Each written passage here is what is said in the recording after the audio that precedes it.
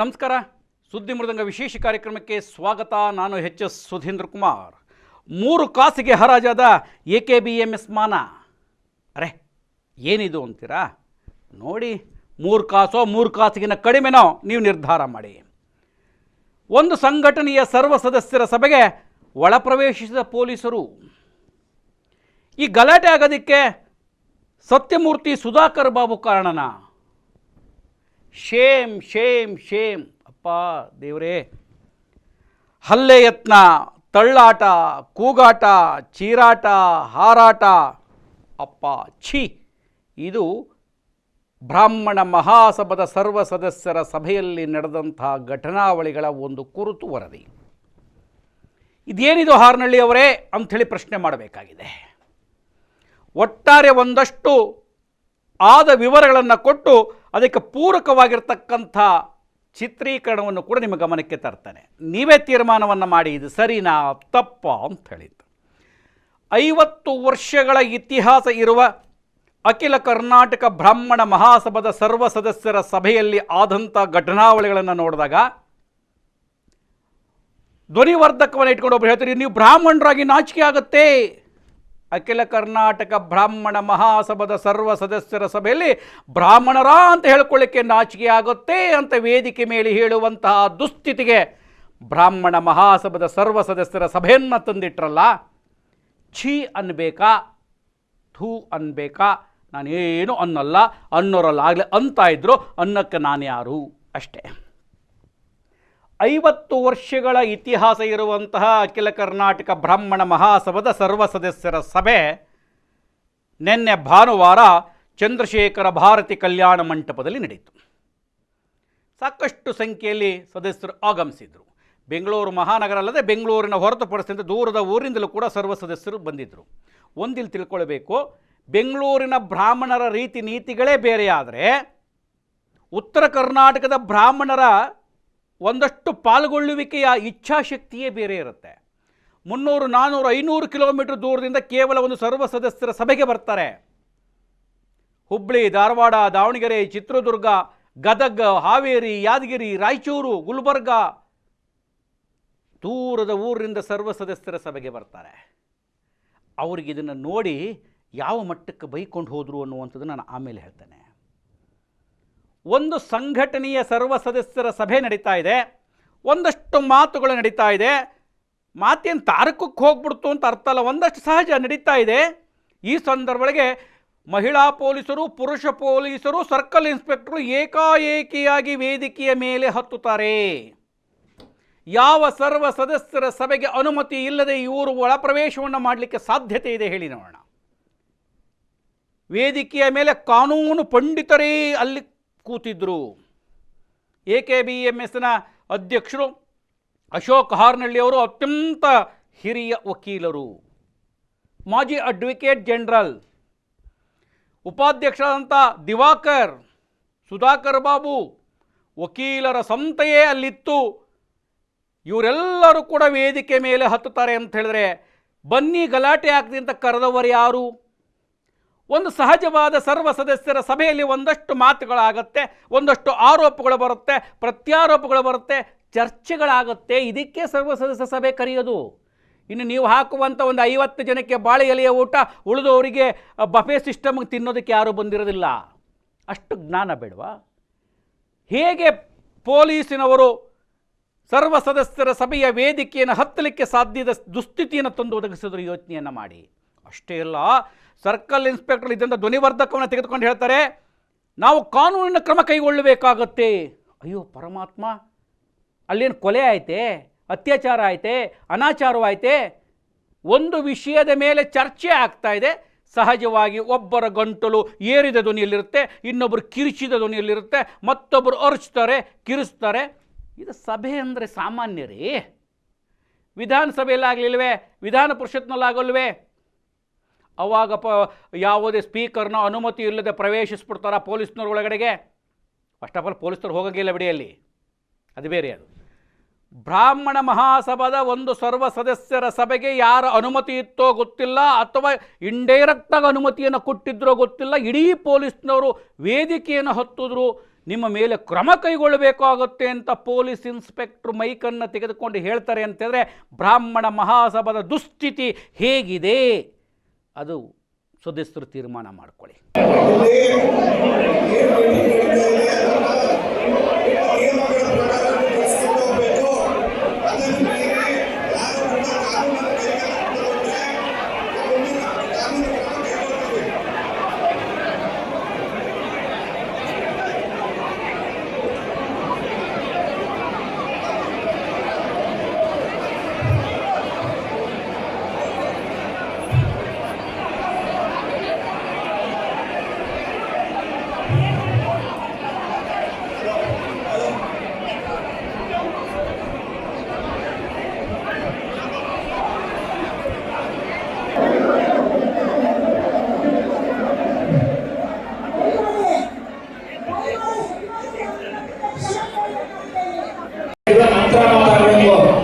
ಈಗ ನಮ್ಮ ಸಭೆ ಪ್ರಾರಂಭ ಆಗಬೇಕು. ಮಧ್ಯದಲ್ಲಿ ಪ್ರವೇಶ ಮಾಡುವಾಗಿಲ್ಲ. ಈ ರೀತಿ ಆದರೆ ಸಭೆ ನಡೆಸೋದಕ್ಕಾಗೋದಿಲ್ಲ. ಮಧ್ಯದಲ್ಲಿ ದುರ್ಬಲತೆ ಮಾಡುವಾಗಿಲ್ಲ. ಯಾಕೆ ಅದನ್ನು ಮಾತಾಡೋದಕ್ಕೆ ಯಾಕೆ ಬಿಡ್ತಾ ಇದ್ದೀರಾ? ಈಗ ನಾಯಕರನ್ನ ಅನೇಕ ಅವ್ರಿಗೆ ಮಾಹಿತಿ ಕೊಡ್ಬಾರ್ದು. ಅವ್ರಿಗೇನು ಪಾಪ ಪೂರ್ಣ ಅವರು ಬಗ್ಗೆ ನೋಡಿರೋದಿಲ್ಲ. ಅವ್ರಿಗೆ ತಪ್ಪು ಮಾಹಿತಿ ಕೊಟ್ಟು ತಪ್ಪು ಮಾಹಿತಿ ಕೊಟ್ಟು ಅವ್ರನ್ನ ಕತ್ತಲೆ ಬಿಡಿ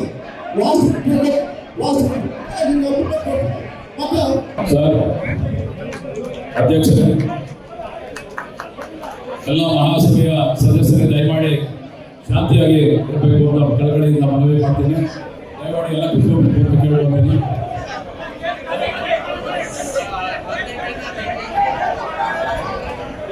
ದಯಮಾಡಿ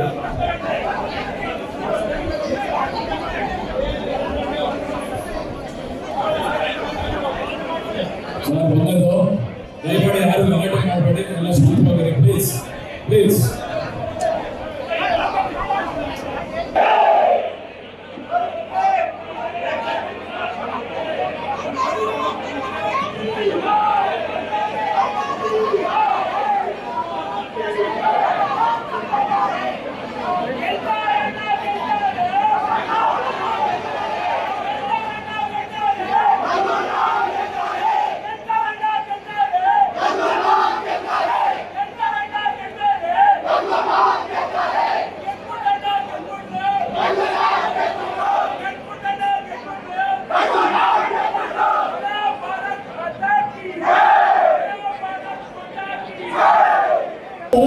ದಯವಿಟ್ಟು ಯಾರು ಮಾತಾಡಬೇಡಿ. ಆಮೇಲೆ ನಮ್ಮ ಟ್ರೆಜರರ್ ಹೇಳ್ತಾ ಇರೋದು 23, 24 ಆಡಿಟೆಡ್, 24, 25 ಬರೀ ಇನ್ಫಾರ್ಮೇಶನ್ ಕೊಟ್ಟಿದ್ದೀವಿ.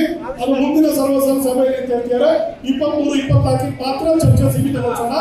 24, 25 ಏನಾದ್ರು ನಮ್ಮ ವಿಚಾರ ಇದ್ರೆ ತಿಳಿಸೋಣ. ಬಟ್ ಅದ್ರ ಬಗ್ಗೆ ಏನು ಅನುಮೋದನೆಯನ್ನು ಮಾಡೋಕ್ಕಾಗಲ್ಲ, ಯಾವ ರೀತಿಯೂ ತೀರ್ಮಾನ ತಗೊಳಕ್ಕಾಗಲ್ಲ. ದಯಮಾಡಿ ಎಲ್ಲರೂ ಅದಕ್ಕೆ ಅವಕಾಶ ಕೊಡಿ.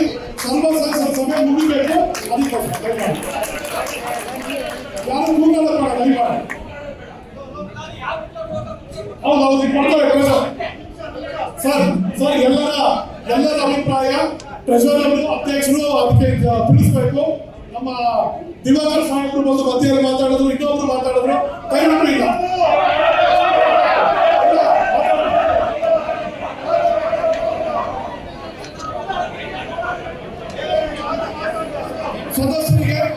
ಸದಸ್ಯರಿಗೆ ಅವರ ಅಭಿಪ್ರಾಯ ಕೊಡೋಕ್ಕಾಗ. ಇನ್ನೊಂದು ಕಡೆಗೆ ಈ ಗಲಾಟೆ ಆಗೋದಕ್ಕೆ ಕಾರಣ ಏನು? ಬ್ರಾಹ್ಮಣರು ಬುದ್ಧಿವಂತರು. ಮತ್ತೆ ಹೇಳ್ತಾ ಇದ್ದೀನಿ, ನಾನು ಅವತ್ತೊಂದು ಶಬ್ದವನ್ನು ಬಳಸಿದೆ. ಬ್ರಾಹ್ಮಣರು ಬುದ್ಧಿವಂತರು ಅಂತ ಹೇಳಿದ್ರೆ ಖಂಡಿತ ಬುದ್ಧಿವಂತರಲ್ಲ ಸ್ವಾಮಿ, ನನ್ನ ಲೆಕ್ಕಾಚಾರ ದಡ್ರು ಅಂತ ನಾನು ಭಾವಿಸ್ಕೊಂಡಿದ್ದೇನೆ ಅಂಥೇಳಿ ನಾನು ಹೇಳಿದಾಗ ಒಬ್ಬರು ಮಿತ್ರರು ಫೋನ್ ಮಾಡಿ ಹಾರಾಡಿ ಕೊನೆಗೆ ಸರಿ ಹೋಯಿತು. ಪ್ರಶ್ನೆ ಬೇರೆ.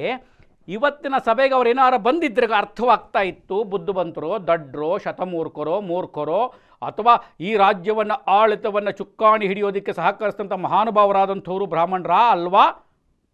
ಏನು ನಾಚಿಕೆಗೇಡ್ರಿ. ಒಂದು ಸರ್ವ ಸದಸ್ಯರ ಸಭೆಯನ್ನು ಅಚ್ಚುಕಟ್ಟಾಗಿ ನಡೆಸೋದಕ್ಕೆ ಸಾಧ್ಯವಾಗಲಿಲ್ಲ ಅಂತ ಹೇಳಿದ್ರೆ ಅದು ಆಡಳಿತದ ವೈಫಲ್ಯವೇ. ಅದು ಯಾರಾದರೂ ಇರಲಿ, ಮುಂದಿನ ಬಾರಿ ಗೆದ್ದು ಬರಬಹುದಾದಂತಹ ನಿರೀಕ್ಷೆಯಲ್ಲಿರ್ತಕ್ಕಂಥ ರಘುನಾಥ್ರವರು ಈ ರೀತಿ ನಡೆಸಿದ್ರು ಕೂಡ ಅವ್ರ ಆಡಳಿತ ವೈಫಲ್ಯವೇ. ಭಾನುಪ್ರಕಾಶ್ ಶರ್ಮಾ ಬರ್ತಾರೋ ಬರೋಲ್ಲ ನನಗೆ ಗೊತ್ತಿಲ್ಲ, ಬಂದರೆ ಅವ್ರು ನಡೆಸಿದ್ರು ಆಡಳಿತ ವೈಫಲ್ಯವೇ, ನಾನು ಬಂದು ಕೂತು ನಡೆಸಿದ್ರು ಆಡಳಿತ ವೈಫಲ್ಯವೇ. ಒಂದು ಸಭೆಯನ್ನು, ನಿಮ್ಮ ಜನಾಂಗದ ಒಂದು ಸಭೆಯನ್ನು ನಡೆಸಲಿಕ್ಕೆ ಅಶಕ್ತರಾಗಿದ್ದೀರಿ ಅಂತ ಹೇಳಿದ್ರೆ ನಾಚಿಗೇಡಲ್ವೇನ್ರಿ? ಇದಕ್ಕೆ -2 ಅನ್ನೋದಕ್ಕಿಂತ ಏನಾರು ಅಂದ್ಕೊಂಡಿದ್ದೆ ಬಿಟ್ಬಿಡೋದು ಒಳ್ಳೆಯದೇನಪ್ಪ. ಸರಿ, ಈ ಗಲಾಟೆ ಆಗೋದಕ್ಕೆ ಏನು ಕಾರಣ ಆಯಿತು? ಏನಂತ ಕಾರಣ? ಯಥಾ ಪ್ರಕಾರ ಸರ್ವ ಸದಸ್ಯರ ಸಭೆಯ ನಡಾವಳಿಗಳು ಮತ್ತೊಂದು ಅಜೆಂಡಾ ಓದುತ್ತಿರುವ ಸಂದರ್ಭದೊಳಗೆ ಆಯಿತು. ಅಲ್ಲೂ ಆರಂಭದಲ್ಲಿ ತಪ್ಪಾದಂಥದ್ದೇನು ಅಂತ ಹೇಳಿದ್ರೆ ನೋಡಿ, ಸತ್ತವರಲ್ಲೂ ರಾಜಕೀಯವ ಮಾಡುವಂತಹ ಚಿಂತನೆಗಳು ಎಂಥ ನಾಚಿಗೇಡಿನ ಸಂಗತಿ ರೀ. ಅದೇನೋ ಹೇಳ್ತಾರಲ್ಲ, ಬೆಂಕಿ ಬಿದ್ದ ಮನೆಯಲ್ಲಿ ಅದೇನೋ ಗಾಳ ಇರೋದ್ರಂತೆ ಅಂತ ಏನೋ ಒಂದು ಹಳೆಯ ಗಾದೆ ಇದೆ. ಹಾಗಾಯ್ತು ಇವ್ರ ಕತೆ. ಏನು ಅಂತೇಳಿದ್ರೆ ಶ್ರದ್ಧಾಂಜಲಿ ನಡೀತಾ ಇತ್ತು. ನಿಧನ ಹೊಂದಿದವರ ಹೆಸರನ್ನು ಹೇಳೋ ಸಂದರ್ಭದೊಳಗೆ HR ಸುರೇಶ್ ಅವರ ಹೆಸರನ್ನು ಹೇಳ್ತಾ ಇದ್ದಾರೆ. ಆ ಸಂದರ್ಭದೊಳಗೆ ಅರ್ಪಣಾರವರಿಗೆ ಅಂದರು. ಸ್ವಾಮಿ ಅರ್ಪಣ ಅಲ್ಲ ಅಪರ್ಣ ಅಂದರು. ಹೌದು, ನಾನು ಹೇಳಿದ್ದು ಅದನ್ನೇ ಅರ್ಪಣ ಅಂದರು. ಕೊನೆಗೆ ಅಪರ್ಣ ಅಂತೇಳಿ ತಿದ್ದುಕೊಂಡ್ರಿರಲಿ. ಅದೆಲ್ಲ ಆದಮೇಲೆ 50ನೇ ವರ್ಷದ ಸಂಭ್ರಮದೊಳಗೆ ಒಬ್ಬ ವ್ಯಕ್ತಿ ಸತ್ತೋದ್ನಲ್ಲ, ಅವನಿಗೂ ಸಂತಾಪ ಸೂಚಿಸ್ರಿ ಅಂತ ಹೇಳಿದ್ರೆ ಈ ಮಹಾನುಭಾವರ ಹೆಸರನ್ನೇ ಬರೆದಿಲ್ಲ ರೀ. ಅಂಥ ಬಹುದೊಡ್ಡ ಸಮಾವೇಶದೊಳಗೆ ವಾಲಂಟಿಯರಿಯಾಗಿ ಕೆಲಸ ಮಾಡಿದಂಥ ಒಬ್ಬ ಯುವಕ ತೀರಿ ಹೋದ ಅಂತ ಹೇಳಿದ್ರೆ ಅವನಿಗೊಂದು ಶ್ರದ್ಧಾಂಜಲಿ ಒಳಗೆ ಹೆಸರನ್ನು ಸೇರಿಸುವಷ್ಟು ಚಿಂತನೆ ನಿಮಗೆ ಬರಲಿಲ್ಲ. ಆಗ ಆ ಹೆಸರನ್ನು ಯಾರು ಅಂದರೆ ಹೆಸರೇ ಗೊತ್ತಿಲ್ಲ. ಅವ್ರು ಕೇಳಿ ಇವ್ರು ಕೇಳಿ ಅನ್ನೋಷ್ಟೊತ್ತಿಗೆ ಏನು ವೈದ್ಯಕೀಯ ವಿಭಾಗವನ್ನು ನೋಡ್ತಾ ಇರ್ತಾರೆ, ವೆಂಕಟೇಶನ್ ಕೇಳಿ ಅಂದರು. ಅಲ್ಲಿಂದಲೇ ವೆಂಕಟೇಶ್ ಅವ್ರ ಹೆಸರು ಹೇಳಿದರೆ ಮುಗಿದೋಗ್ತಾ ಇತ್ತು. ಬಂದುಬಿಟ್ಟು ಆ ಹೆಸರು ಹೇಳುವುದಕ್ಕೂ ಮುನ್ನ ಅವರು ಅಲ್ಲಿ ಏನಾಯಿತು ಅಂತ ಹೇಳಿಕೊಟ್ರು. ನಾವು ವೈದ್ಯಕೀಯ ವಿಭಾಗವನ್ನು ಉಪಚರಿಸಿದ್ವಿ, ತಕ್ಷಣವೇ ಆಂಬುಲೆನ್ಸನ್ನು ಕರೆಸಿದ್ವಿ, ಸ್ಟ್ರೆಚರ್ ಮೇಲೆ ಅಲ್ಲರಿ. ಶ್ರದ್ಧಾಂಜಲಿ ಸಭೆ ಒಳಗೆ ಅವನ ಟ್ರೀಟ್ಮೆಂಟ್ ಮಾಡಿದ್ದನ್ನು ಹೇಳಿಕೊಂಡು ಅದನ್ನು ಮತಗಳಾಗಿ ಪರಿವರ್ತನೆ ಚಿಂತನೆ ಇತ್ತ ಅನ್ನುವಂಥದ್ದು ಹಲವರು ಮಾತನಾಡುವಂಥ ಪರಿಸ್ಥಿತಿ ಬಂತು. ಯಾಕ್ರಿ ಹೀಗೆ ಮಾಡ್ತೀರಿ ನೀವು ಬ್ರಾಹ್ಮಣರು? ಎಲ್ಲ ಒಂದು ಕಡೆಗೆ ಬ್ರಾಹ್ಮಣ ಬಹುಜನ ಪ್ರಿಯಪ್ಪ ಅಂತ ಅನ್ರಿ, ಬಹುಜನ ಪ್ರಿಯ ಅನ್ನಬೇಡ್ರಿ ಅಂತ ಜನ ಅಂತಿರ್ತಾರಲ್ಲ, ಅದು ನಿಜ ಆಗೋಗ್ಬಿಡುತ್ತೆ ಕಣ್ರಿ. ಬಹುಜನ ಪ್ರಿಯರು ಅಷ್ಟೇ ಲಾಯಕ್ಕು ಅಂತ. ಬಹುಜನ ಪ್ರಿಯರಾಗ್ರಿ. ಸತ್ತೋದವರ ಹೆಸರಿನಲ್ಲಿ ಒಂದು ಶ್ರದ್ಧಾಂಜಲಿ ಅರ್ಪಿಸೋದಕ್ಕೆ ಅವನಿಗೆ ಕೊಟ್ಟ ಟ್ರೀಟ್ಮೆಂಟ್ಗಳೇನು ಅಂತ ಹೇಳುವ ಪ್ರಯತ್ನವನ್ನು ಮಾಡಿ ಅದು ಬಾಯಿ ಮುಚ್ಚಿದ್ರು ಮೊದಲನೇ ಹಂತ ಮುಗೀತು. ಎರಡನೇ ವಿಚಾರದೊಳಗೆ ಯಥಾ ಪ್ರಕಾರ ಹಿಂದಿನ ನಡಾವಳಿಗಳು ಕಾರ್ಯದರ್ಶಿಗಳು ಓದಿದ್ರು. ಶ್ರೀಧರ ಮೂರ್ತಿಯವರು ಲೆಕ್ಕಪತ್ರ ಮಂಡಿಸುವಾಗ ನಾಯಕರವರು ಮಂಡಿಸಿದಾಗ ಲೆಕ್ಕಪತ್ರದ ಬಗ್ಗೆ ಒಂದಷ್ಟು ಚರ್ಚೆಗೆ ಆಸ್ಪದವಾಗಬೇಕು ಅಂತ ಹೇಳಿದ್ರು. ಲೆಕ್ಕಪತ್ರದ ಚರ್ಚೆಗೆ ಆಸ್ಪದವೇ ಕೊಡಲಿಲ್ಲ. ಒಂದು ಅಂತಂದರೆ ಖಜಾಂಚಿ ನಾಯಕರವರು ಆಗಿರುವ ತಪ್ಪನ್ನು ಬಹಿರಂಗವಾಗಿ ಒಪ್ಕೊಂಡ್ರು. ಆಗಿದೆ ತಪ್ಪಾಗಿದೆ ಆಯ್ತು ಅಂದರು. ಏನ್ರಿ ಇದು, ಏನು ಆಟ ಇದು ಅಂತ. ಮಹಾಸಭೆಯ ಲೆಕ್ಕಪತ್ರಗಳ ಮಂಡನೆ ಆದ ಮೇಲೆ ಅದರ ಮೇಲೆ ಚರ್ಚೆ ಆಗಬೇಕು, ಚರ್ಚೆ ಆದ ಮೇಲೆ ಅನುಮೋದನೆ ಆಗಬೇಕು, ಅನುಮೋದನೆ ಆದ ಮೇಲೆ ಸ್ಥಿರೀಕರಣವಾಗಬೇಕು. ಇದು ಒಂದು ಸಂಘಟನೆಯ ಜನರಲ್ ಬಾಡಿ ಅಂದರೆ ಸರ್ವ ಸದಸ್ಯರ ಸಭೆಯ ಸ್ವರೂಪ ಅಲ್ವೇನ್ರಿ? ಹಿಂದಿನ ಪ್ರಧಾನ ಕಾರ್ಯದರ್ಶಿ ರಾಮ್ ಪ್ರಸಾದ್ ರವರು ಇಲ್ಲ, ನಾವು ಅಷ್ಟೊಂದು ಕೋಟಿಗಟ್ಟಲೆ ಹಣ ಉಳಿಸಿದ್ವಿ, ಅದನ್ನು ಸೇರಿಕೊಂಡು ಹೇಳಬೇಕು ಅಂತ ಹೇಳಕ್ಕೆ ಪ್ರಯತ್ನ ಪಟ್ಟಾಗ ಹೌದು ಅದು ಇದೆ ಅಂತ ತಿಳ್ಕೊಳ್ಳಿ, ಅದು ಇದೆ ತಿಪ್ಪೆ ಸಾರಿಸುವ ಕೆಲಸವನ್ನು ಮಾಡಿದ್ರು. ಅಲ್ಲಿಗೆ ಒಂದಷ್ಟು ಆರಂಭವಾಯಿತು. ಮಾತಾಡೋದಕ್ಕೆ ಅವಕಾಶ ಕೊಡಬೇಕು ಅಂಥೇಳಿ ರಘುನಾಥ್ ಟೀಮ್ನವರು ಪ್ರಯತ್ನ ಮಾಡಿದಾಗ ಇಲ್ಲ ನಾನು ಆಮೇಲೆ ಕೊಡ್ತೇನೆ ಅಂತ. ಆಮೇಲೆ ಅಂದರೆ ಒಂದು ಸರ್ವ ಸದಸ್ಯರ ಸಭೆಯಲ್ಲಿ ಒಂದು ವಿಷಯ ಮಂಡನೆ ಆದ ಮೇಲೆ ಆ ವಿಷಯದ ಮೇಲೆ ಚರ್ಚೆಗೆ ಅವಕಾಶವನ್ನು ಕೊಟ್ಟು ಅದನ್ನು ಅನುಮೋದನೆಯನ್ನು ಮಾಡಿ ಸ್ಥಿರೀಕರಣವನ್ನು ಮಾಡಬೇಕು. ಇಲ್ಲ ಲೆಕ್ಕಪತ್ರ ಒಪ್ಪಿಗೆ ಆಗಿದೆ, ಚಪ್ಪಾಳೆ ಹೊಡಿರಿ ಎಲ್ಲ ಒಂದಿಷ್ಟು ಜನ ಅವ್ರ ಕಡೆ ಚಪ್ಪಾಳೆ ಹೊಡೆದಾಯಿತು, ಇನ್ನು ಇಲ್ಲ ಆಗೋಯಿತು ಅಂತ. ಆವಾಗ ಗದ್ದಲ ಆರಂಭವಾಯಿತು. ಪ್ರಶ್ನೆಯನ್ನು ಮಾಡಲಿಕ್ಕೆ ಹೋದಂಥವ್ರ ಮೇಲೆ ಸತ್ಯಮೂರ್ತಿ ಸುಧಾಕರ್ ಬಾಬುರವರು ಒಂದು ತಳ್ಳಾಟವನ್ನು ಮಾಡಿದ್ರು ಅಂತ. ಜಗನ್ನಾಥ ಅನ್ನುವಂಥ ಮಲ್ಲೇಶ್ವರದ ಬ್ರಾಹ್ಮಣ ಮುಖಂಡರ ಮೇಲೆ ಒಂದಷ್ಟು ತಳ್ಳಾಟವನ್ನು ಮಾಡಿದ್ರು, ಹಲ್ಲೆಯ ಪ್ರಯತ್ನವನ್ನು ಸತ್ಯಮೂರ್ತಿಯವರು ಮಾಡಿದ್ರು ಅಂತ. ಇದಕ್ಕೂ ವಿವರಕ್ಕೆ ಹೋಗೋಕ್ಕೆ ಮುನ್ನ ಇನ್ನೊಂದು ನಾನು ಹೇಳ್ತೇನೆ. ಒಂದು ಸರ್ವ ಸದಸ್ಯರ ಸಭೆ ಸಂಘಟನೆದು ಅಂತ ಹೇಳಿದ್ರೆ ಅಲ್ಲಿ ಅಧ್ಯಕ್ಷರು, ಕಾರ್ಯದರ್ಶಿ, ಖಜಾಂಚಿ ಅತ್ಯಂತ ಬಹುಮುಖ್ಯ ಪಾತ್ರವನ್ನು ವಹಿಸ್ತಾರೆ. ಎಲ್ಲದಕ್ಕೂ ಅಧ್ಯಕ್ಷರು ಉತ್ತರವನ್ನು ಕೊಡಬಹುದು, ಇಲ್ಲ ಕಾರ್ಯದರ್ಶಿ ಉತ್ತರ ಕೊಡ್ತಾರೆ. ಲೆಕ್ಕಪತ್ರದ ಹಣಕಾಸಿನ ವಿಚಾರ ಬಂದರೆ ಖಜಾಂಚಿ ಉತ್ತರವನ್ನು ಕೊಡ್ತಾರೆ. ಮೈಕ್ ಹಿಡಿದವ್ರು ಯಾರೇ ಅಲ್ಲಿ? ಅದೇನು ಹೇಳ್ತಾರೆ, ಬಿಟ್ಟೋರು ಗಟ್ಟೋರು ಅದು ಏನೇನು ಹೇಳ್ತಾರೆ ಅದನ್ನು ಹೇಳೋಕೆ ತಪ್ಪಾಗ್ಬಿಡುತ್ತೆ. ಬೇಡ ಪಾಪ ಬ್ರಾಹ್ಮಣರು ಬೇಜಾರು ಮಾಡ್ಕೊಂಬಿಡ್ತಾರೆ ನನ್ನ ಮೇಲೆ. ನೀವು ಮೂರು ಆತ ಫೋನ್ಗಳು ಬರೋಕ್ಕೆ ಶುರುವಾಗುತ್ತೆ. ಮೈಕಿನ ಹಿಡಿತಿದ್ದವರೋ ಯಾರೋ, ಮೈಕ್ನಲ್ಲಿ ಮಾತಾಡ್ತಿದ್ದವರೋ ಯಾರು? ಪ್ರತಿಯೊಂದಕ್ಕೂ 50ನೇ ವರ್ಷದ ಸುವರ್ಣ ಮಹೋತ್ಸವದಲ್ಲೂ ಹಾಗೆ ಆಗಿದೆ. ಅದರ ವಿಡಿಯೋ ನೋಡಿ, ಸ್ಟೇಜು ಅನ್ನುವಂಥದ್ದು ವಿಚಿತ್ರ ಆಗೋಗಿದೆ. ಸುಧಾಕರ್ ಬಾಬುರವರೇ ಎಲ್ಲದಕ್ಕೂ ಮೈಕನ್ನು ಹಿಡಿದುಕೊಂಡು ಮಾತನಾಡ್ತಾ ಇದ್ರು. ಅವರೇ ಉತ್ತರ ಕೊಡುವಂಥದ್ದು, ಅವರೇ ಚರ್ಚೆಗೆ ಆಸ್ಪದ ಕೊಡುವಂಥದ್ದು. ಸುಧಾಕರ್ ಬಾಬುರವರಿಗೆ ಯಾರು ಜವಾಬ್ದಾರಿಯನ್ನು ಕೊಟ್ಟಿದ್ರು? ಕೊಡೋದಕ್ಕೆ ಬರುತ್ತಾ? ಮಧ್ಯದಲ್ಲಿ ಬಂದು ಹಿರಿಯ ವಕೀಲರು ದಿವಾಕರ್ ಬಾಬುರು ಉತ್ತರವನ್ನು ಕೊಡೋ ಪ್ರಯತ್ನವನ್ನು ಮಾಡಲಿಕ್ಕೆ ಹೊರಟರು. ಆರಂಭದಲ್ಲಿ KN ಮೋಹನ್ ರವರು ನೀವು ಸರ್ವ ಸದಸ್ಯರ ಸಭೆ ನೀವು ಮುಂದುವರಿದಕ್ಕೆ ಯಾರು ಅನುಮತಿ ಕೊಟ್ಟರು, ಅದು ಲೀಗಲ್ ಆಗಿ ಬರಲ್ಲ, ನಾನು ದೂರು ಕೊಟ್ಟಿದ್ದೇನೆ ಅಂತ ಹೇಳಕ್ಕೆ ಹೋದಾಗ ಒಂದಷ್ಟು ಅಸಮಾಧಾನ ಆಯಿತು. ಅಧ್ಯಕ್ಷರಿಗೆ ಅದಕ್ಕೆ ಉತ್ತರ ಕೊಟ್ಟರು, ಸ್ಟಾಪ್ ಆಯಿತು. ಅದಕ್ಕೆ ಉತ್ತರ ಕೊಡೋದಕ್ಕೆ ದಿವಾಕರ್ ಅವರು ಬರೋವಂಥದ್ದು. ಅಂದರೆ ಯಾರು ಬೇಕಾದರೂ ಕೂಡ ಸರ್ವ ಸದಸ್ಯರ ಸಭೆಯ ವೇದಿಕೆಯನ್ನು ಅಶೋಕ್ ಹಾರ್ನಳ್ಳಿ ಅವರ ತಂಡ ಬಳಸ್ಕೊಳ್ಬಹುದಾ? 100% ಸ್ವಲ್ಪ ಬಿಡು ಮಾತಾಡ್ತೀವಿ.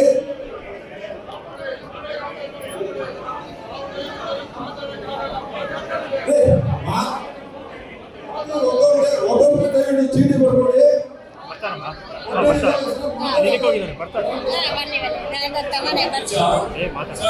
ಒಂದ್ ನಿಮಿಷ ದಯಮಾಡಿ ಸರ್ ರಾಮಪ್ರಸಾದ್ ಒಂದ್ ನಿಮಿಷ ಅಜಯ್ ಕೂತ್ಕೊಳ್ಳ. ಅಜಯ್ ಎಲ್ಲ ಕೂತ್ಕೊಳ್ಳಿ ಒಂದ್ ನಿಮಿಷ. ಸರ್ ರಾಮಪ್ರಸಾದ್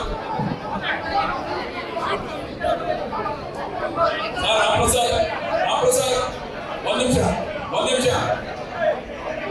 ಕೂತ್ಕೊಳ್ಳಿ. ಸರ್ ಎಲ್ಲ ಕೂತ್ಕೊಳ್ಳಿ ಒಂದ್ ನಿಮಿಷ. ಸರ್ ಒಂದ್ ನಿಮಿಷ ಕೂತ್ಕೊಳ್ಳಿ. ಸರ್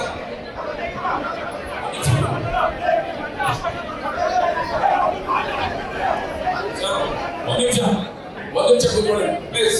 ಒಂದ್ ನಿಮಿಷ ಸರ್, ಒಂದ್ ನಿಮಿಷ ಸರ್. ಅಧ್ಯಕ್ಷರೇ ಖಜಾಂಚಿಗಳೇ ಮತ್ತು ಕಾರ್ಯದರ್ಶಿಗಳೇ, ಸರ್ ಲಕ್ಷ್ಮೀಕಾಂತ್ ಒಂದ್ ನಿಮಿಷ ಪ್ಲೀಸ್. ಸರ್ ರಾಮಪ್ರಸಾದ್ ಒಂದ್ ನಿಮಿಷ. ಸರ್ ಮೋಹನ್ ಸರ್ ಒಂದ್ ನಿಮಿಷ ಪ್ಲೀಸ್.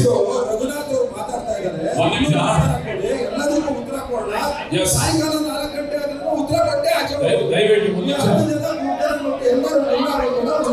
ನಿಮಿಷ ಇರಿ. ನಾನು ಪಾಯಿಂಟ್ ಇಲ್ಲಿ ಮೆನ್ಷನ್ ಮಾಡ್ತೀನಿ, ಅದ್ರ ಮೇಲೆ ಅವ್ರು ರೋಲಿಂಗ್ ಕೊಡ್ಲಿ. ನೋಡಿ ಸರ್, ಸಬ್ಜೆಕ್ಟ್ ಅಕೌಂಟ್ಸ್ ನಲ್ಲಿ ತಗೊಂಡಿದ್ದೀರಾ, ಅಕೌಂಟ್ಸ್ ಮಾಡಿಸಿದ್ದೀರಾ. ಸದಸ್ಯರಿಗೆ ಆಮೇಲಿಂದ ಅವಕಾಶ ಕೊಡೋದು ಬೇರೆ, ಆದ್ರೆ ಅಕೌಂಟ್ಸ್ ಮಾಡಿಸಿದ್ಮೇಲೆ ಐಟಮ್ ವೈಸ್ ಅಪ್ರೂವಲ್ ತಗೋಬೇಕಾಗತ್ತೆ. ದಯವಿಟ್ಟು ಅಕೌಂಟ್ಸ್ ಫಸ್ಟ್ ಅಪ್ರೂವಲ್ ತಗೊಳ್ಳಿ, ಆಮೇಲೆ ನೆಕ್ಸ್ಟ್ ಅಜೆಂಡಾ ಮುಂದೆ ಹೋಗಿ.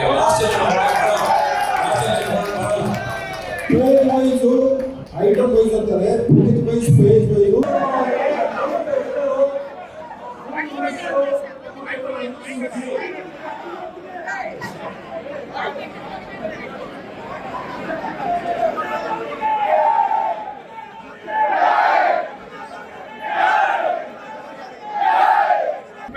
ಮಾಜಿ ಪ್ರಧಾನ ಕಾರ್ಯದರ್ಶಿಗಳಾದ ಪ್ರಭಾಕರ್ ಅವರು ಇವತ್ತಿಂದ ನಮ್ಮ ಜೊತೆ ಇರ್ತಾರೆ. ಅವರು ನಮ್ಮ ರಘುನಾಥ್ ಅವ್ರ ಜೊತೆ ಇದ್ರು, ಇನ್ಮುಂದೆ ಅವ್ರ ಜೊತೆ ಇರ್ತಾರೆ. ನಾವು ತೀರಾ ಚಟ್ಟದ ಸಭೆಯಲ್ಲಿ ಬ್ರಾಹ್ಮಣ ಸಭೆಯನ್ನು ಒಂದು ಒಳ್ಳೆಯ ರೀತಿಯಲ್ಲಿ ನಾವು ತಂದಿದ್ದೀವಿ. ಮಹಿಳಾ ಸಮಾವೇಶವನ್ನು ಮಾಡಿದ್ದೀವಿ ಮತ್ತು ರಾಜ್ಯ ಮಟ್ಟದ ವಿಪ್ರ ಸಮಾವೇಶವನ್ನು ಮಾಡಿದ್ದೀವಿ. ಇದರಿಂದ ಎಲ್ಲರಿಂದಲೂ ಸಹ ಬ್ರಾಹ್ಮಣರಲ್ಲಿ ಒಂದು ಸಂಘಟನೆ ಉತ್ತಮ ರೀತಿಯಲ್ಲಿ ಆಗ್ತಾ ಇದೆ. ಈಗ ಕೆಲವರೆಂಟು ನಾವು ಮಾಡಿದಂಥ ಸಾಧನೆಯ ಬಗ್ಗೆ ಸಮಾಧಾನ ಇದ್ದಲೇ ಇರ್ಬೋದು, ವಿರೋಧ ಅನ್ನೋದು ಪ್ರಜಾಪ್ರಭುತ್ವದಲ್ಲಿ ಸಾಮಾನ್ಯ. ಈಗಾಗಲೇ ಒಂದು ಚುನಾವಣೆ ನಾಳೆಯಿಂದ ನಾಮಿನೇಷನ್ ಪತ್ರ ಹಾಕ್ತಾ ಇದ್ದಾರೆ. ಯಾರು ಗೆಲ್ಲುತ್ತಾರೋ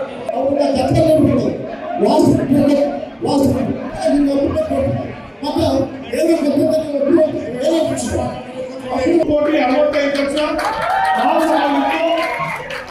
65 ಲಕ್ಷ ಸಪ್ತಂಶಿತ್ತು, 430 ಇತ್ತು.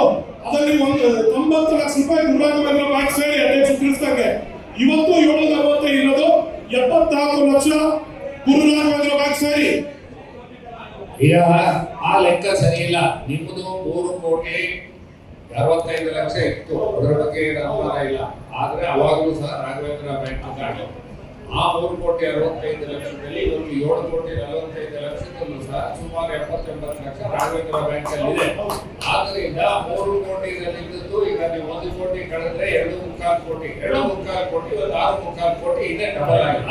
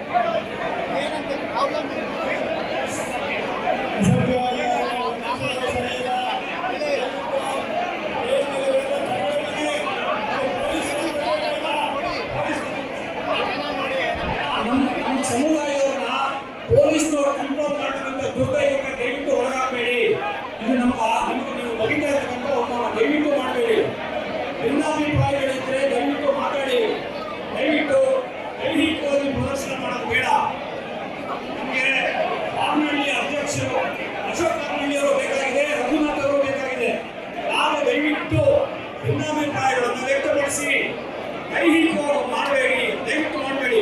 ಪೊಲೀಸ್ನವರು ಕಂಟ್ರೋಲ್ ಮಾಡೋದಕ್ಕೆ ಆಗ್ತಿರ್ತಕ್ಕಂಥ ಅವಮಾನ, ಪೊಲೀಸ್ನವರು ಬಂದಾಗ ಅವಮಾನ ಇದೆ.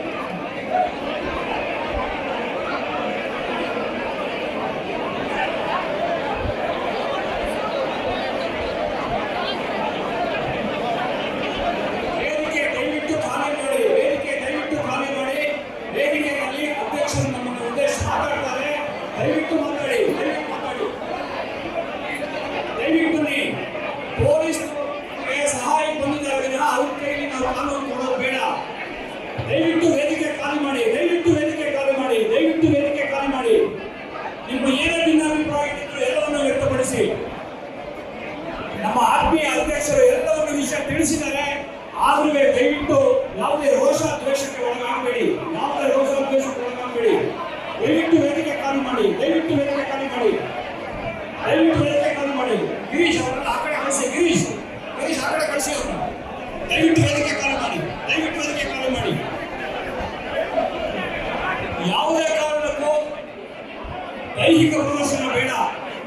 ನಾವು ಸಮಾಜದಲ್ಲಿ ಬಹಳ ಬೆಳೆಯುವಂತ ನಮಗೊಂದು ಹಿನ್ನೆಲೆ ಇದೆ. ಅದನ್ನು ಕಾಪಾಡಿಕೊಂಡು ಹೋಗೋಣ. ದಯವಿಟ್ಟು ಕೂಗಾಡಬೇಡಿ, ದಯವಿಟ್ಟು ಕೂಗಾಡಬೇಡಿ.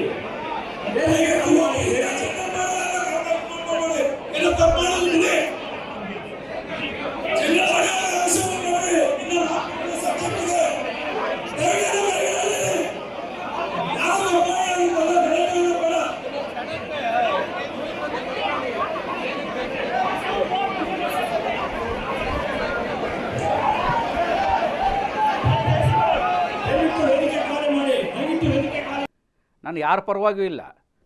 ನನಗೆ ರಘುನಾಥ್ ಟೀಮು ಇಂಪಾರ್ಟೆಂಟ್ ಅಲ್ಲ, ಭಾನುಪ್ರಕಾಶ್ ಟೀಮು ಇಂಪಾರ್ಟೆಂಟ್ ಅಲ್ಲ. ನಾಳೆ ಇನ್ನೂ ನಾಮಿನೇಷನ್ ಹಾಕೋದಕ್ಕೆ ಅವಕಾಶ ಇದೆ, ನಾನೇ ಹೋಗಿ ನಾಮಿನೇಷನ್ ಹಾಕಿದ್ರೂ ಅಚ್ಚರಿ ಪಡುವಂಥದ್ದೇನಿಲ್ಲ. ನಾನು ಯಾರ ಪರ ವಿರೋಧ ಬಗ್ಗೆ ಮಾತನಾಡ್ತಾ ಇಲ್ಲ. ಒಂದು ಸರ್ವ ಸದಸ್ಯರ ಸಭೆಗೆ ಒಂದು ಡೆಕೋರಮ್ ಇದೆ ರೀ.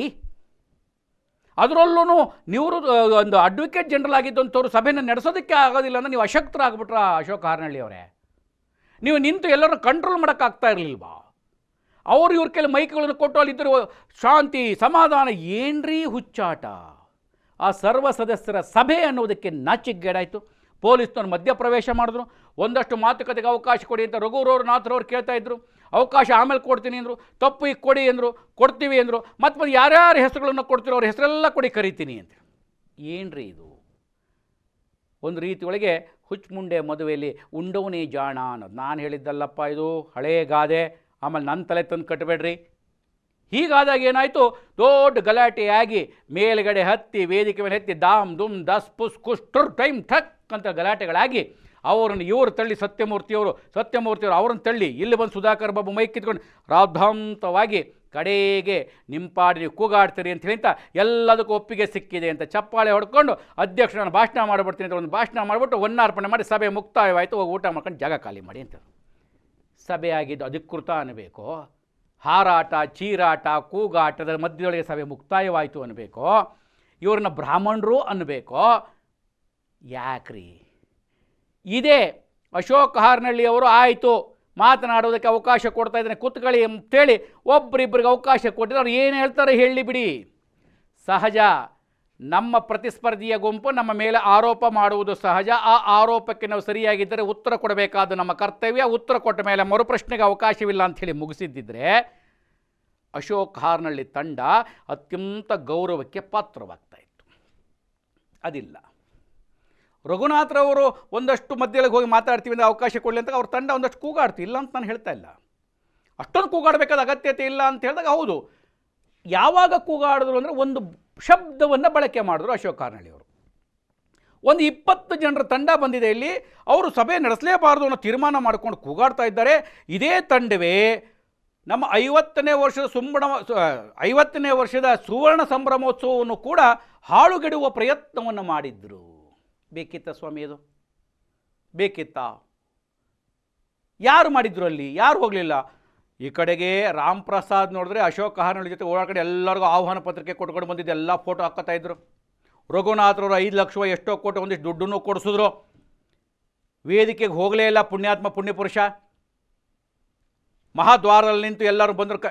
ಓಟನ್ನು ಕೇಳಲಿಲ್ಲ ಅವ್ರು, ನಂಗೆ ಗೊತ್ತಿರೋ ಮಟ್ಟಿಗೆ ಬಂದರಲ್ಲ ಬನ್ನಿ ಬನ್ನಿ ಬನ್ನಿ ಬನ್ನಿ ಸ್ವಾಗತ ಮಾಡ್ತಾಯಿದ್ರು. ಒಬ್ಬರು ಯಾರಾದರೂ ಪ್ರಮುಖರೊಬ್ಬರು ಭಾಗವಹಿಸಲಿಲ್ಲ ಅನ್ನುವಂಥದ್ದಿದೆ. ಸಹಜ. ಅವ್ರನ್ನೊಬ್ಬರನ್ನ ಉಪಾಧ್ಯಕ್ಷ ಮಾಡ್ಕೊಂಡು ಅವ್ರಿಗೆ ನೀವು ಏನು ಅಂತ ಹೇಳಿರಲಿಲ್ಲ, ಭಾಗವಹಿಸಲಿಲ್ಲ. ಇದಕ್ಕೆ ಸುವರ್ಣ ಸಂಭ್ರಮೋತ್ಸವವನ್ನೇ ಹಾಳು ಮಾಡೋಕ್ಕೆ ಹೊರಟಂಥವ್ರು ಇಲ್ಲಿ ಗಲಾಟೆ ಮಾಡ್ತಿದ್ದಾರೆ. ನಮಗೆ ಗೊತ್ತಿದೆ, ಅವ್ರು ಯಾರೇ ರೆಡಿ ಮಾಡ್ಕೊಂಡು ಬಂದುಬಿಟ್ಟಿದ್ದಾರೆ, ಸಭೆನೇ ನಡೆಸಬಾರ್ದು ಅಂತ. ಆಯ್ತು ರೀ, ಆ 20 ಜನ ಸಭೆ ನಡೆಸಬಾರ್ದು ಅಂತ ಬಂದಿದ್ದಾರೆ ಅಂತ ನಿಮಗೆ ಮುಂಚೆನೇ ಗೊತ್ತಿದ್ದರೆ ನೀವು ಅದಕ್ಕೇನು ಬೇಕೋ ಅದಕ್ಕೆ ಉತ್ತರ ಕೊಡೋಕ್ಕೆ ರೆಡಿಯಾಗಿರಬೇಕಿತ್ತಲ್ವ. ನಿಮ್ಮ ತಂಡದಲ್ಲಿ ಘಟಾನುಘಟಿ ನಾಯಕರುಗಳನ್ನು ವೇದಿಕೆ ಮೇಲೆ ಕೂಡಿಸ್ಕೊಂಡಿದ್ರಿ, ಹಿರಿಯ ವಕೀಲರುಗಳು ವೇದಿಕೆ ಮೇಲೆ ಇದ್ದರು, ಕಾನೂನು ಪಂಡಿತರು ಮೇಲೆ ಇದ್ದರು. ಎಂಥ ಹುಚ್ಚಾಟ ರೀ! ತಳ್ಳಾಟ, ಕೂಗಾಟ, ಚೀರಾಟ, ಹಾರಾಟ. ಅಪ್ಪ ಛೀ! ಇದೇನಾ ಹಾರನಹಳ್ಳಿಯವರೇ ನೀವು ಸಭೆ ನಡೆಸಿದಂಥದ್ದು? ಪೊಲೀಸರ ರಕ್ಷಣೆಯನ್ನು ಪಡ್ಕೊಂಡು ಸಭೆ ನಡೆಸಬೇಕಾದಂಥ ದುಸ್ಥಿತಿ 50 ವರ್ಷದಲ್ಲಿ ನಾನಂತೂ ಕಂಡಿರಲಿಲ್ಲ, ಕೇಳಿರಲಿಲ್ಲ ಅಂಥೇಳಿ ಅಲ್ಲಿ ಬಂದಂಥ ಅನೇಕ ಹಿರಿಯರು ಮುಜುಗರ ಪಟ್ಟುಕೊಂಡ್ರು. ಎಂಥ ಅಸಹ್ಯ! ಒಬ್ಬ ಸರ್ಕಲ್ ಇನ್ಸ್ಪೆಕ್ಟರ್ ಬಂದು ಏಕಾಏಕಿಯಾಗಿ ಮೈಕನ್ನು ತೆಗೆದುಕೊಂಡು ನಾನು ಕಾನೂನು ಕ್ರಮ ಕೈಗೊಳ್ಳಬೇಕಾಗುತ್ತದೆ ಅಂಥೇಳಿ ಘೋಷಣೆ ಮಾಡ್ತಾರೆ ಅಂತ ಹೇಳಿದ್ರೆ, ಒಬ್ಬ ಅಡ್ವೊಕೇಟ್ ಜನರಲ್ ಆಗಿ ಕಾರ್ಯನಿರ್ವಹಿಸುವಂಥವರ ಮಧ್ಯೊಳಗೆ ಈ ಮಾತುಗಳನ್ನು ಹೇಳ್ತಾ ಇದ್ದಾರೆ ಒಬ್ಬ ಸರ್ಕಲ್ ಇನ್ಸ್ಪೆಕ್ಟರ್. ಬ್ರಾಹ್ಮಣ ಮಹಾಸಭಾದ ಮರ್ಯಾದೆ 3 ಕಾಸಿಗೆ ಹರಾಜಾಕದಂಥವ್ರು ವೇದಿಕೆ ಮೇಲೆ ಆನಂದವಾಗಿ ಕೂತಿದ್ರಲ್ರಿ. ಕಾನೂನು 1000 ಇರಲಿರಿ, ಬೈಲಾ 1000 ಇರಲಿರಿ, ರಘುನಾಥ್ ಟೀಮ್ ಬಂದು 1000 ಮಾತಾಡಲಿರಿ, ನಿಮಗೆ ಉತ್ತರ ಕೊಡುವ ಶಕ್ತಿ ನಿಮಗಿರಲಿಲ್ವಾ? ನಿಮ್ಮ ಸಾಧನೆಯ ಪಟ್ಟಿಯನ್ನು ಕೊಡ್ಬೋದಾಗಿತ್ತು. ಒಂದು ಪುಸ್ತಕ ಕೊಟ್ಟಿದ್ದೀರಿ, ಆ ಪುಸ್ತಕದ ಇವತ್ತು ಹೇಳಕ್ಕೆ ಹೋಗಲ್ಲ, ನಾನು ಇನ್ನೊಂದು ದಿವಸ ಹೇಳ್ತೀನಿ. ಕಮೋಡ್ಸ್ ಚೇಂಜ್ ಮಾಡಿಸಿದ್ದು ಸಾಧನೆಯೇ, ಒಂದು ನಲ್ಲಿ ಹಾಕ್ಸಿದ್ದು ಸಾಧನೆ ಅಂತ ಪುಸ್ತಕದಲ್ಲಿ ದಾಖಲಿಸ್ಕೊಂಡಿದ್ದೀರಿ. ಅದು ಬಿಟ್ಟಾಕಿ ಅದು ಬೇಡ, ನನಗೆ ಹೇಳ್ಬೋದಾಗಿತ್ತಲ್ಲ. ಅಲ್ಲಿ ಏನಾಯಿತು ಅಂತ ಹೇಳಿದ್ರೆ, ಬಹಳಷ್ಟು ಜನಕ್ಕೆ ಬೇರೆ ಕಡೆಯಿಂದ ಬಂದಂಥವ್ರನ್ನ ಮಾತು ಹೇಳ್ತಾಯಿದ್ರು. ರೀ ಸರ, ನಿಮ್ಮ ಬೆಂಗಳೂರು ಮಂದಿ ಹಿಂಗೆ ಹಾಳುಗಡಿಸಿಟ್ಟಿರಲ್ರಿ ಸಂಘನ ಅಂದರು ನನ್ನ ಹತ್ರ. ನಾನು ಹೇಳಿದೆ, ಹಾಳುಗಡಿಸಿಟ್ಟು ಅದು ಏನು ಮಾಡ್ತಿರೋ ಮಾಡ್ರಪ್ಪ ನೀವು ಅಂತ. ಪ್ರಶ್ನೆ ಮಾಡುವುದು ತಪ್ಪೇ, ಪ್ರಶ್ನೆಗೆ ಉತ್ತರ ಕೊಡುವುದು ತಪ್ಪೇ ಅನ್ನುವಂಥ ರೀತಿಯಲ್ಲಾಗಿದ್ದು ನಿಜಕ್ಕೂ ಅಸಹ್ಯವಾದಂಥದ್ದು. ಇದಕ್ಕೆ ಯಾರೇ ಆಗಿರ್ಬೋದು, ಅಶೋಕ್ ಹಾರ್ನಹಳ್ಳಿ ಅವರ ತಂಡ ಯಾರೇ ಆಗಿರ್ಬೋದು, ಇದು ಸರಿಯಾಗಿರ್ತಕ್ಕಂಥದ್ದಲ್ಲ. ನಾನು ಅವರನ್ನೇನೂ ಅಂತ ಇಲ್ಲ, ನೀವು ಹಿರಿಯರಿದ್ದೀರಿ, ಇಡೀ ಎಲ್ಲ ಆಡಳಿತದ ವ್ಯವಸ್ಥೆಯನ್ನು ಕೂಡ ಇಂಚಿಂಚು ಅರಿತವರು ನೀವು. ಸಭೆಯನ್ನು ಸರಿಯಾದ ಮಟ್ಟಕ್ಕೆ ಏಕೆ ನಡೆಸಲಾಗಲಿಲ್ಲ ನಿಮಗೆ? ಚುನಾವಣೆಗೋಸ್ಕರವಾಗಿ ಸಭೆಯನ್ನು ನಡೆಸಿ ಯಾವುದೋ ನೀವು ನಿಲ್ಲಿಸಿದಂಥ ವ್ಯಕ್ತಿಗೆ ಅನುಕೂಲ ಮಾಡಿಕೊಡಬೇಕು ಎನ್ನುವ ಉದ್ದೇಶಕ್ಕೆ ಹೋದ್ರಾ? ಅದು ಆಗಬಾರ್ದಾಗಿತ್ತು ಅನ್ನುವಂಥದ್ದನ್ನು ಹೇಳ್ತಾ, ಒಟ್ಟಾರೆಯಾಗಿ ಅಖಿಲ ಕರ್ನಾಟಕ ಬ್ರಾಹ್ಮಣ ಮಹಾಸಭೆಯ ಸರ್ವ ಸದಸ್ಯರ ಸಭೆಯಲ್ಲಿ ಲೆಕ್ಕದ ವಿಚಾರಕ್ಕೆ ಪಕ್ಕ ಇದ್ರೋ ಇಲ್ಲ ಗೊತ್ತಿಲ್ಲ, ಲೆಕ್ಕ ಪಕ್ಕ ಇದ್ದರೆ ಯಾರು ಉತ್ತರ ಕೇಳಿದ್ರು, ಯಾರು ಪ್ರಶ್ನೆ ಮಾಡಿದರೂ ಉತ್ತರ ಕೊಡುವ ತಾಕತ್ತು ನಿಮ್ಮಲ್ಲಿರಬೇಕಾಗಿತ್ತು. ಲೆಕ್ಕ ಕೊಡುವುದಕ್ಕೆ ಪಲಾಯನ ಮಾಡಿದ್ದು ಎಷ್ಟರ ಮಟ್ಟಿಗೂ ಸರಿ ಗೊತ್ತಿಲ್ಲ. ನೀವು 1 ಕೋಟಿ ಹಣ ಉಳಿಸಿದ್ದೀರಿ ಅಂತ ಹೇಳ್ಬೋದು. ವಾಟ್ಸಪ್ಗಳಲ್ಲಿ ನಿಮ್ಮ ಪದಾಧಿಕಾರಿಗಳು ಹಾಕುವ ಮೆಸೇಜ್ಗಳಿಗೆ ಯೋಚನೆ ಬೇಡವೇನ್ರಿ? ಅದನ್ನೇ ರಾಮ್ ಪ್ರಸಾದ್ ಪ್ರಶ್ನೆ ಮಾಡಿದ್ರು, ತಪ್ಪೇನಿಲ್ಲ. ವಾಟ್ಸಪ್ಪಲ್ಲಿ 2 ಕೋಟಿ 2.5 ಕೋಟಿ ಕಲೆಕ್ಷನ್ ಮಾಡಿ ಉಳಿಸಿದ್ದೀವಿ ಅಂತ ಹೇಳಿದ್ದಾರೆ ನಿಮ್ಮ ಸತ್ಯಮೂರ್ತಿಯವರು, ಅದಕ್ಕೆ ಉತ್ತರ ಕೊಡಿ ಅಂತ ಕೇಳಿದ್ರು, ತಪ್ಪೇನಿದೆ? ಚುನಾವಣೆಯ ದೃಷ್ಟಿಕೋನವನ್ನು ಇಟ್ಟುಕೊಂಡು ಇಲ್ಲ ಸಲ್ಲದ ರೀತಿಯೊಳಗೆ ಪ್ರಚಾರವನ್ನು ಬಯಸುವಂಥದ್ದಾದರೆ ಬ್ರಾಹ್ಮಣ ಮಹಾಸಭಾ ಹಳಿ ತಪ್ಪಿದೆ ಎನ್ನುವಂಥದ್ದಂತೂ ಸತ್ಯ. ದಯಮಾಡಿ ಮುಂದೆ ಯಾರು ಅಧ್ಯಕ್ಷರಾಗ್ತಾರೋ ನನಗೆ ಗೊತ್ತಿಲ್ಲ, ಯಾರು ಬಲಾಢ್ಯರಿದ್ದಾರೆ ಅದರೆಲ್ಲ ನಾನು ಆಮೇಲೆ ಕಾಲಕ್ಕೆ ನಾನು ಅದಕ್ಕೆ ಏನೇನಕ್ಕೆ ಉತ್ತರ ಇದು ಸಿದ್ಧ ಬರುತ್ತೋ ವರದಿ ಬರುತ್ತೋ ನಾನು ಹೇಳ್ತೇನೆ. ನಾನು ಕೊಡುವ ವರದಿಯಲ್ಲಿ ಎಲ್ಲಿಯೂ ಕೂಡ ರಾಜಿಯಾಗಿಲ್ಲ. ನಾನು ಆರಂಭದಲ್ಲಿಯೇ ಹೇಳಿದ್ದೇನೆ, ಇವತ್ತಿಲ್ಲ ಆದಂಥದ್ದು ವಸ್ತುಸ್ಥಿತಿಯನ್ನು ನಾನು ಕೊಡ್ತಾ ಇದ್ದೇನೆ. ಲಕ್ಷ್ಮೀಕಾಂತು ಒಬ್ಬ ಹಿರಿಯ ಉಪಾಧ್ಯಕ್ಷರಾಗಿ ಅಖಿಲ ಕರ್ನಾಟಕ ಬ್ರಾಹ್ಮಣ ಮಹಾಸಭೆಯಲ್ಲಿ ಸಾಕಷ್ಟು ಸೇವೆಯನ್ನು ಸಲ್ಲಿಸಿದ್ದಾರೆ, ಅದರಲ್ಲಿ 2ನೇ ಮಾತಿಲ್ಲ. ಅವರು ವೇದಿಕೆ ಮೇಲೆ ಹೋಗಿ ಹೇಳ್ತಾ ಇದ್ದಾರೆ, ಮಾತಾಡೋದಕ್ಕೆ ಅವಕಾಶ ಕೊಡಿ ಅಂಥೇಳಿ ಅಂತ. ಅವ್ರ ಮಾತನ್ನು ಲೆಕ್ಕಿಸಲಿಲ್ಲ. ಖ್ಯಾತ ವಕೀಲ ದಿವಾಕರ್ ಅವರಿಗೆ ಹೇಳಿದ್ರು, ಲಕ್ಷ್ಮೀಕಾಂತ್ ನೀವು ಮಾಡಿದ ಸರಿನಾ ಅಂತಿದ್ರೆ, ಆಯ್ತು ಬಿಡಪ್ಪ. ನಾನು ಹೇಳುವಂಥ ತಿಪ್ಪೆ ಸಾರಿಸುವ ಕೆಲಸ ಬೇಕಿರಲಿಲ್ಲ ದಿವಾಕರ್ ಅವರಿಗೆ. ನೀವು ಹಿರಿಯ ವಕೀಲರು, ಹೌದು ನಮ್ಮ ಕಡೆ ತಪ್ಪಾಗಿದೆ ಅಂತ ಹೇಳಬೇಕು, ಸರಿ ಮಾಡೋಣ ಕೂತ್ಕೊಳ್ಳಿ ಅಂತ ಹೇಳಬೇಕು. ಅಥವಾ ಸಭೆಯನ್ನು ಅರ್ಧ ಗಂಟೆ ಕಾಲ ಮುಂದೂಡಿ ಮತ್ತೆ ಸಭೆಯನ್ನು ಸೇರಿಸಿ ಶಾಂತಿಗೊಳಿಸಿ ಸಭೆ ನಡೆಸಬಹುದಾಗಿತ್ತಲ್ವೇ? ಕಾನೂನಲ್ಲಿ ಅವಕಾಶ ಇತ್ತಲ್ವೇ? ಅದು ಬಿಟ್ಟುಬಿಟ್ಟು ತಿಪ್ಪೆ ಸಾರಿಸುವ ಕೆಲಸವನ್ನು ಮಾಡಿ ಅಖಿಲ ಕರ್ನಾಟಕ ಬ್ರಾಹ್ಮಣ ಮಹಾಸಭಾದ ಸರ್ವ ಸದಸ್ಯರ ಸಭೆಯಲ್ಲಿ ಲೆಕ್ಕ ಕೊಡೋಕ್ಕಾಗದಲೇ ನಾಪತ್ತೆಯಾಗುವಂಥ ಪಲಾಯನವಾದವನ್ನು ಅನುಸರಿಸಿದಂತಹ ತಳ್ಳಾಟ ಕೂಗಾಟದ ಮಧ್ಯೊಳಗೆ ಶೇಮ್ ಶೇಮ್ ಶೇಮ್ ಎನ್ನುವಂತಹ ಕಿರುಚಾಟ ಒಂದು ರೀತಿ ಒಳಗೆ ಅಸಹ್ಯಕರವಾದ ವಾತಾವರಣವನ್ನು ಪ್ರಸ್ತುತ ಆಡಳಿತ ಮಂಡಳಿಯಲ್ಲಿ ಇರುವವರೆಲ್ಲರೂ ಮಾಡಿದ್ರು. ಅದರ ಹೊಣೆಗಾರಿಕೆಯನ್ನು ಅವರೇ ಹೊತ್ತುಕೊಳ್ಬೇಕಾಗತ್ತೆ. 3 ಕಾಸಿಗೆ ಹರಾಜಾದ AKBMSನ ಸರ್ವ ಸದಸ್ಯರ ಸಭೆಯ ವರದಿಯನ್ನು ನಿಮ್ಮ ಗಮನಕ್ಕೆ ತರ್ತಾ ಇದ್ದೇನೆ. ಮತ್ತೆ ವಿಶೇಷ ವರದಿ, ವಿಶೇಷ ಮಾಹಿತಿಯನ್ನು ಹೊತ್ತು ಬರ್ತಾನೆ. ಇದೆಲ್ಲವನ್ನು ಗಮನಿಸಿ ಸೂಕ್ತ ವ್ಯಕ್ತಿಯನ್ನು ಮಹಾಸಭಾದ ಅಧ್ಯಕ್ಷರನ್ನಾಗಿ ಕೂಡಿಸಿ ಮತ್ತೆ ಮುಂದಿನ ವರ್ಷ ಪೊಲೀಸ್ನವರು ಬಂದು ಕ್ರಮ ಕೈಗೊಳ್ಳುತ್ತೀನಿ ಅಂತ ಹೇಳುವುದಕ್ಕಿಂತ ಲಾಠಿ ಚಾರ್ಜ್ ಮಾಡಿಬಿಟ್ರೆ ಭಯ ಅಂಥೇಳಿ ಯಾವ ಯುವಕರು ಯುವತಿಯರು AKBMSನ ತಲೆ ಹಾಕಿ ಮಲಗುವುದಿಲ್ಲ ಅನ್ನುವಂಥ ನಿಮಗೆ ಪ್ರಜ್ಞೆ ಇರಲಿ ಅಂತ ಹೇಳ್ತಾ ಮತ್ತೆ ವಿಶೇಷವಾಗಿರ್ತಕ್ಕಂಥ ಸುದ್ದಿ, ವಿಶೇಷವಾಗಿರ್ತಕ್ಕಂಥ ಮಾಹಿತಿಯನ್ನು ಹೊತ್ತು ಬರ್ತಾನೆ. ನಮಸ್ಕಾರ.